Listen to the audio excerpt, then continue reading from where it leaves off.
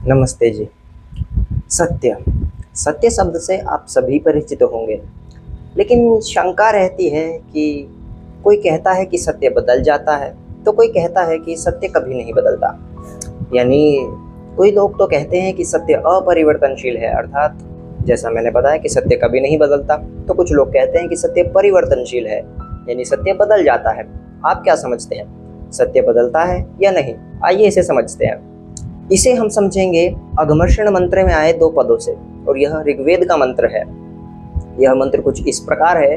ओम ऋतंच सत्यम चाभिधा तपसोऽध्यजायत ततो रात्र जायत ततः समुद्रो अर्णवः। इस मंत्र में बताया गया है कि ईश्वर ने सबसे पहले ऋत और सत्य को बनाया। हमें यहीं से समझ में आता है कि परमात्मा ने सबसे पहले नियमों को, यानी रूल्स एंड रेगुलेशंस को बनाया। वे नियम जो सदा अपरिवर्तनशील है, और इन्हीं को ही ऋत कहा जाता है। लाइक दैट, फॉर एग्जाम्पल, गुरुत्वाकर्षण का नियम जो कभी नहीं बदलता, सूर्य का समय अनुसार उदय होकर के अस्त होना, चंद्रमा का क्रमशः बढ़ना और फिर क्रमशः घटना, यह सब ऋत के नियम है जो अपरिवर्तनशील है। आइए इसे और समझने का प्रयास करते हैं। देखिए, जैसे श्री राम जी के समय पर त्रेता युग में सूर्य जिस प्रकार समान रूप से प्रकाश व ऊर्जा देता था, वह आज भी इसी प्रकार से समान रूप से प्रकाश व ऊर्जा दे रहा है, और आगे भी इसी प्रकार से वह निरंतर ऊर्जा एवं प्रकाश देता रहेगा। आइए अब समझते हैं दूसरे प्रकार के सत्य को, अर्थात कार्यशील जगत के सत्य को। अभी कितने बजे हैं? अभी घड़ी में 7 बजे है। यह सत्य है या गलत? अर्थात यह सत्य है या असत्य? मैं आपसे पूछता हूँ। आप कहेंगे भाई सत्य है, लेकिन अब से 2 घंटे बाद कितने बज जाएंगे? 9 बज जाएंगे। तो यहाँ सत्य बदल गया ना। लेकिन अब आप कहेंगे कि भाई सत्य तो कभी नहीं बदलता, क्योंकि हमें सिखाया ही यही गया है कि सत्य कभी नहीं बदलता, सत्य अपरिवर्तनशील है। लेकिन ऐसा नहीं है। यहाँ सत्य दूसरे प्रकार का है, जिसे हम कार्यशील जगत का सत्य कहते हैं, जो भी मैंने थोड़ी देर पहले बताया था। इसकी खूबसूरती है कि यह निरंतर परिवर्तनशील है, यानी लगातार बदलता रहता है। देखिए, यह हमारा शरीर, यह बॉडी स्ट्रक्चर 5 महाभूतों से मिलकर के बना हुआ है।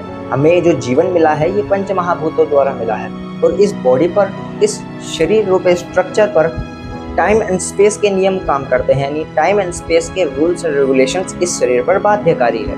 टाइम और स्पेस के नियम मिलकर के ही इस संसार में परिवर्तनशीलता को निर्धारण करते हैं। जी हाँ, टाइम एंड स्पेस ये दोनों ही मिलकर के इस संसार में परिवर्तनशीलता को निर्धारित करते हैं। इसी से यह संसार परिवर्तनशील है। जब आप कभी भी ध्यान में बैठोगे, ध्यान की अवस्था में होंगे, तो जब आप अपने शरीर को अंदर से देखते होंगे, तो अवश्य ही आपको अपने शरीर के अंदर ऋत के नियम काम करते हुए मिल जाएंगे। जैसे कि जब आप भोजन करते हैं, हमारा कार्य है भोजन करना, हमने भोजन किया, अब का बात आई पचाने की, तो क्या आप उसे बुद्धिपूर्वक पचाते हैं या सोच के पचाते हैं कि हाँ भाई मैंने खाना खा लिया, अब खाने को पचाना है, चलो? तो क्या आप उसे बुद्धिपूर्वक पचाते हैं? नहीं, वह स्वधर्म में है। भोजन स्वयं पच जाता है, हमारा कार्य होता है सिर्फ भोजन को ग्रहण करना। इसी प्रकार इससे मिलता जुलता उदाहरण है, जब हम श्वास लेते हैं, तो क्या हम श्वास बोधपूर्वक लेते हैं, यानी ये सोच के लेते हैं कि अब मुझे सांस लेनी है और अब सांस छोड़नी है? जी नहीं, ऐसा नहीं है। या फिर श्वास सिर्फ अपना स्वधर्म पूरा कर रहा होता है? जी हाँ, हमें यहीं से समझ में आ जाना चाहिए कि श्वास स्वधर्म में है। हमारा शरीर, ये जो बॉडी स्ट्रक्चर है, ये स्वधर्म में है, और इसी प्रकार यह प्रकृति भी, ये जो प्रकृति है, ये भी अपने ही स्वधर्म में है, और इसी का नाम ऋत है। इसी प्रकार दूसरा सत्य, यानी कार्यशील जगत का सत्य भी हमें अपने होने का, अपने वजूद का बोध कराता है। वह कैसे? Because of time and space, ये दोनों मिलकर के ही इस संसार में दिन और रात को बनाते हैं। जैसा कि मैंने अभी पहले बताया था, टाइम और स्पेस के नियमों के द्वारा ही इस संसार में परिवर्तनशीलता निर्धारित होती है। टाइम एंड स्पेस के नियम ही हमारे इस संसार में दिन और रात बनाते हैं। टाइम एंड स्पेस के नियम के कारण ही हमारा यह शरीर बचपन से बचपन और फिर बुढ़ापे तक का सफर तय करता है। यहीं से हमें यह समझ जाना चाहिए कि कार्यशील जगत का सत्य जो है वह परिवर्तनशील है, यानी कार्यशील जगत का सत्य, उसकी खूबसूरती है कि वह लगातार बदलता रहता है। लेकिन ऋत की खूबसूरती है कि वह कभी नहीं बदलता, यानी अपरिवर्तनशील है। और ये जो ऋत के नियम है या फिर दूसरे सत्य के यानी कार्यशील जगत के सत्य के जो नियम है वह हमारी प्रकृति पर और हमारे शरीर पर बाध्यकारी होते हैं। हम चाह करके भी अपने शरीर पर या प्रकृति में इन नियमों को रोक नहीं सकते, परिवर्तित नहीं कर सकते।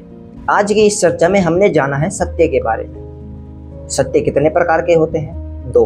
पहला कार्यशील जगत का सत्य जो निरंतर परिवर्तनशील है और इसी को सत्य कहा जाता है। एंड सेकंड इज ऋत जो सदा अपरिवर्तनशील है, जो कभी नहीं बदलता, जो सार्वभौमिक सार्वकालिक सत्य है और इसी को ही ऋत कहा जाता है जो अपरिवर्तनशील है।